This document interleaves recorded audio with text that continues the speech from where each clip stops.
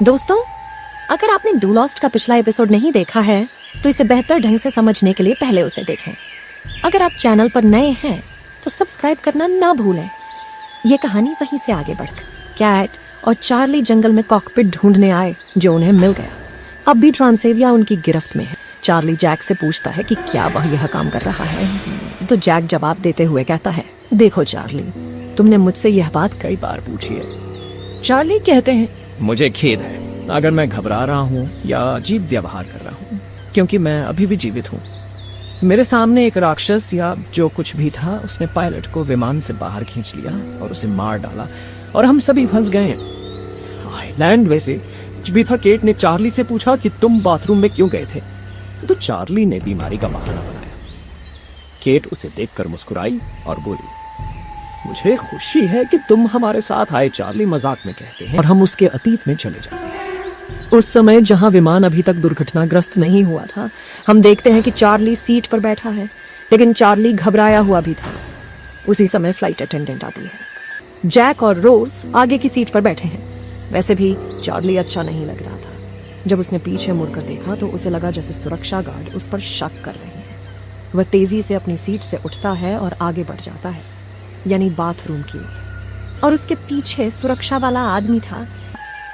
Charlie ने भागते समय खुद को बाथरूम में बंद कर लिया, और यहाँ हमें इस आदमी के बारे में सच्चाई का पता चला कि वह असल में नशे का आदी है।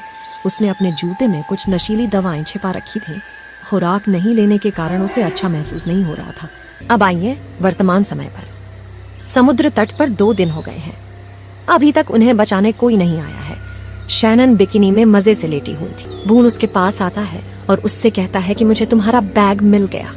ठीक है, ये तो होना ही चाहिए। कुछ कपड़े पहनो। असल में ये कोई सगे भाई बहन नहीं है। अब दृश्य कोरियाई जोड़े पर केंद्रित हो गया। विमान दुर्घटना के बाद हमने देखा कि जिसका स्वभाव बहुत तीखा होता है वह अपनी पत्नी सुनकर क्रोधित हो जाता है, क्योंकि वह उसे ऐसा करने का आदेश देती है और बाकियों को सभी से दूर रखता है। इसी बीच माइकल वहां आ जाता है। वह अपने बेटे की तलाश में यहाँ आता है और अपने बेटे से तिजोरी के बारे में पूछता है। माइकल के बेटे का नाम वॉल्ट है। सन कुछ कहने की कोशिश कर रहा था, लेकिन जब जिन ने देखा तो सन पर गुस्सा हो गया कि इस आदमी से बात मत करो। माइकल का बेटा वॉल्ट जो उसके साथ था, के पास एक कुत्ता था। उसे वह कुत्ता बहुत पसंद था। दुर्घटना के बाद वह नहीं मिला। अब माइकल को लगता है कि वह मर चुका है, लेकिन वॉल्ट को लगता है कि वह जीवित है और कहीं जंगल में है। तो अब वॉल्ट जंगल में अपने कुत्ते विंसेंट को बुला रहा था। उसे कुत्ता तो नहीं मिला, लेकिन उसे जमीन पर हथकड़ी मिली। इसी बीच माइकल उसे ढूंढता हुआ आता है। पहले उसने वॉल्ट को डांटा कि मैंने तुमसे कहा था कि मुझसे दूर मत जाओ। माइकल वॉल्ट थोड़ी देर बाद समुद्र तट पर वापस आता है। हम देखते हैं कि सैयद और सॉयर नाम के एक व्यक्ति के बीच लड़ाई हो रही है। ये लड़ाई तब शुरू हुई जब माइकल हथकड़ी लेकर आया। सैयद एक मुस्लिम था, इसलिए सॉयर ने उस पर आरोप लगाया कि वह आतंकवादी था, और वह आतंकवादी था। बाकी सभी लोग यह नाटक देख रहे थे, लेकिन जैसे ही जैक, केट और चार्ली समुद्र तट पर पहुंचते हैं, जैक उन्हें डरा देता है और उन्हें शांत कर देता है। सॉयर भी गुस्से में है, लेकिन धीरे धीरे हम इस आदमी के बारे में बहुत कुछ सीखेंगे। हार्ले कहता है कि दोस्तों हम सब एक समस्या में हैं, तो सॉयर ने उसका अपमान किया, जिससे उसका सम्मान कम हो गया। माइकल ने जैक को अपनी हथकड़ी भी दिखाई, जिसने अपने बेटे वॉल्ट को जंगल में पाया था। तब जैक और केट कहते हैं कि लड़ना बंद करो। तो बताएं, अब सईद आगे आता है और कहता है कि वह उसे ठीक कर सकता है। ये सुनते ही सॉयर गुस्से में कहते हैं कि ठीक है, तो अब हम इस शख्स पर भरोसा करेंगे। जैक उस पर गुस्सा हो जाता है कि यह बहुत ज्यादा है, तो सॉयर ने उस पर ताना मारा कि जैसा कि आप कहते हैं डॉक्टर, आप सभी के हीरो हैं। वैसे भी इसके बाद सईद केट और चार्ली को बताता है कि ट्रांसोवियर की बैटरी ठीक है, बस रेडियो खराब हो गया है और उसे ठीक करने में मुझे समय लगेगा। अब सैयद ट्रांससेवियर का इलाज करना शुरू करता है। वह छाया में बैठा था। तभी हार्ले उसके पास आता है। सबसे पहले उसने सॉयर पर आरोप लगाया कि यह मौका मोकर गधा ना जाने खुद को क्या समझता है। सैयद जवाब में कहते हैं कि कुछ ही लोगों को दिक्कत होती है। सईद ट्रांससेवियर को ठीक कर देता है। वो केट को फोन करता है और उसे समझाता है कि यह रेडियो ठीक से काम करेगा। जहां मैं ट्रांसमिशन बेच सकता हूँ। यह सैड आइलैंड के पहाड़ की ओर इशारा करता है कि हमें इसे वहां ले जाना है। यह स्थान काफी दूर और ऊंचा भी था।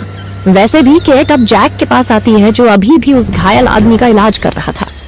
केट ने उसे बताया कि मैं सईद के साथ पदयात्रा पर जा रही हूँ। उसने ट्रांसीवर ठीक कर दिया है। दृश्य जिन और सुपर पर स्थानांतरित हो जाता है। जिनने कुछ समुद्री भोजन एकत्र किया था, वह इसे एक ट्रे में लेता है और अन्य बचे लोगों को प्रदान करता है। सबसे पहले हार्ले के लिए। हार्ले का कहना है कि यार, यकीन मानिए मुझे बहुत भूख लगी है, लेकिन मैं ये चीजें नहीं खाऊंगी। तभी वॉल्ट अपने बेटे जॉन लॉक को समुद्र तट पर देखता है। जॉन लॉक अपनी उम्र में सबसे बुजुर्ग थे। उस वक्त जॉन के सामने गेम था। वॉल्ट दूर खड़ा है और उससे पूछता है कि क्या यह शतरंज का खेल है। जॉन उत्तर देता है कि यह शतरंज से बेहतर है। जॉन वॉल्ट से पूछता है कि क्या आप अपने पिता के साथ शतरंज खेलते हैं। वॉल्ट का कहना है कि वह अपनी माँ के साथ ऑस्ट्रेलिया में रहते थे। वह बीमार हो गए और 2 सप्ताह पहले उनका निधन हो गया। वैसे हमने दर्शकों के लिए एक रहस्य छिपाया है, लेकिन यह इस कहानी के आखिरी भाग में सामने आएगा, इसीलिए इसे याद रखें। अंत में जॉन लॉक वॉल्ट बीटा से पूछते हैं, क्या आप कोई रहस्य जानना चाहते हैं और दृश्य काटना चाहते हैं। अब हम शहनन और बून पर आते हैं। शहनन एक शव के सामने बैठी रो रही है। वरदान उसके पास आता है और उससे पूछता है कि तुम यहाँ क्या कर रहे हो। वह जवाब देती है कि उसने इस आदमी के साथ दुर्व्यवहार किया क्योंकि वह हमें हमारी पसंद की सीट नहीं दे रहा। अगर उसने हमें वह सीट दे दी होती तो हम भी उसकी तरह मर जाते। उसने हमारी जान बचाई है। बून शैनन से कहता है कि उठो और हमारे साथ कुछ करो, लेकिन शैनन को गुस्सा आ जाता है और दोनों के बीच लड़ाई शुरू हो जाती है। वह उससे पूछती है कि वह क्या चाहता है। हम यहीं फंस गए हैं। क्या आपको कोई अंदाजा है कि हमें क्या करना चाहिए। शैनन क्रोधित हो जाती है और सईद और केट को देखती है जो सैर पर जा रहे थे। वह बोन से उनके साथ जाने के बारे में बात करती है। बोन उसे रोकने की कोशिश कर रही थी, लेकिन उसने उसकी एक नहीं सुनी। इस यात्रा में चार्ली भी शामिल हो जाता है। जब वे जा रहे थे तो एक स्थान पर हमें सॉयर दिखाई देता है, जो पुत्र था। उसके हाथ में एक पत्र था। मुझे नहीं पता कि उसके मन में कुछ है, और वह भी उनमें शामिल हो जाता है। सॉयर के आने से बाकी सभी लोग खुश नहीं थे और उनका सईद से झगड़ा हो गया था। केट मजाक करती है और सॉयर से पूछती है कि उसने आने का फैसला क्यों किया। सॉयर गुस्से में जवाब देता है कि मैं एक चतुर आदमी हूँ जानन, और शायद केट को ये शब्द स्वीट हार्ट पसंद नहीं है। गुस्सा उसकी नाक पर था। आगे बढ़ते हुए ये लोग एक पहाड़ पर चढ़ते हैं और द्वीप के घने जंगल वाले हिस्से में पहुंच जाते हैं। चलते समय सॉयर ने सैड से इस ट्रांसीवर की जांच करने के लिए कई बार कहा, लेकिन सैड इनकार करता रहा। अंत में वह गुस्सा हो जाता है और कहता है कि वह इसे यहाँ चालू नहीं करेगा। बैटरी बर्बाद हो जाएगी। मैं इसे ऊंचे स्थान पर करूंगा। उसे उम्मीद थी कि शायद 1-2 दिन में वह बच जाएगा, लेकिन अब यह खतरनाक था। इसलिए उसने वह चीज बाहर निकाली और उससे अपने होठों पर टांके लगने दिए। लेकिन जैक के पास उचित चिकित्सा उपकरण या दवा नहीं थी। वैसे भी कुछ देर तक वह माइकल से बात करता है, जहां माइकल उसे वॉल्ट के बारे में बताता है कि वह अपने कुत्ते से प्यार करता है, लेकिन अब नहीं। जैक को याद आया कि जब उसे होश आया तो उसने जंगल में एक कुत्ते को देखा था। ये सुनकर माइकल खुश हो जाता है और जल्दी से तिजोरी में चला जाता है। इधर जैक हार्ले को अपने साथ ले जाता है और उससे कहता है कि देखो हार्ले, ये आदमी बेहोश है। मैं उसके पेट से यह चीज निकालूंगा और फिर उसके घाव पर टांके लगाऊंगा। अगर वो होश में आ जाए तो आप उसे कसकर पकड़ लें। हार्ले डर गई और बोली कि मैं खून नहीं देख सकती, मुझे कुछ हो जाएगा। लेकिन जैक ने उसे हिम्मत दी कि कुछ नहीं होगा, बस घाव को मत देखो। हार्ले ऐसा नहीं करना चाहता था, लेकिन जैक के सामने असहाय था। जब जैक घाव से टुकड़ा निकालता है तो हार्ले घाव को देखता है और खून देखते ही मोटा आदमी बेहोश हो जाता है। अब जैक के लिए 2 मुसीबतें खड़ी हो गई हैं।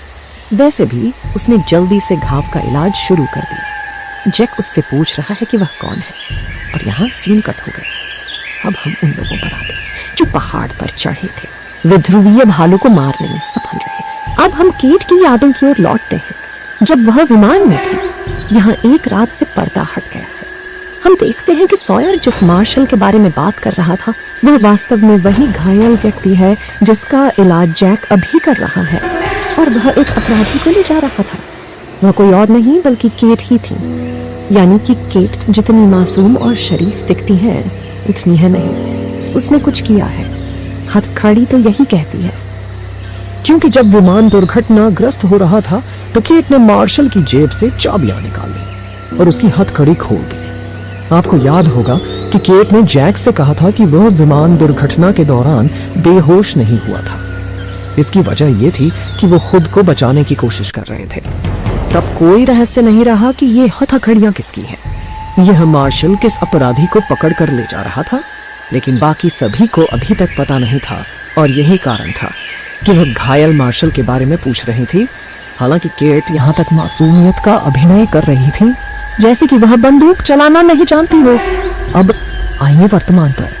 जब ये लोग किसी स्थान पर पहुंचते हैं तो सैयद ट्रांसीवर चालू कर देता है, क्योंकि वह पहले ही उनसे एक बार मिल चुका था।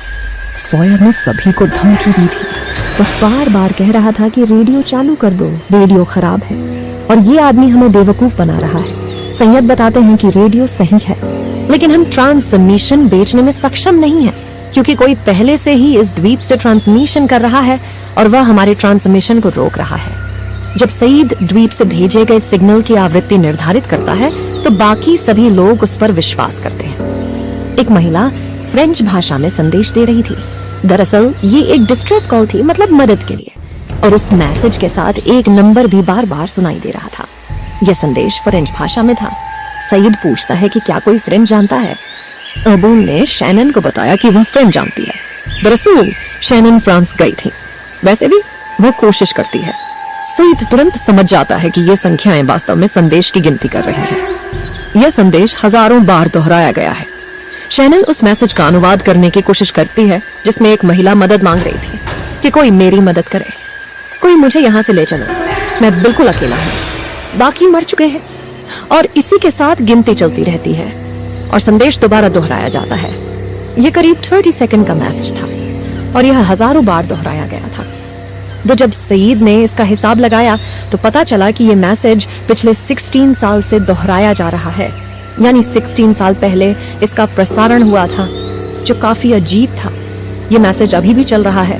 ये लोग काफी हैरान हैं कि यहाँ क्या हो रहा है और ट्रांसीवर की बैटरी भी खत्म होने वाली है। आखिरी सीन में हमें चार्ली की ये प्रतिक्रिया दिखाई जाती है और ये उनके शब्द हैं। दोस्तों, ये कहानी जारी है। हम देखेंगे कि आगे क्या होता है। चैनल से जुड़े रहें। अगर यह कोशिश आपको कामयाब लगी तो कृपया चैनल को सब्सक्राइब, लाइक एंड शेयर करें। धन्यवाद।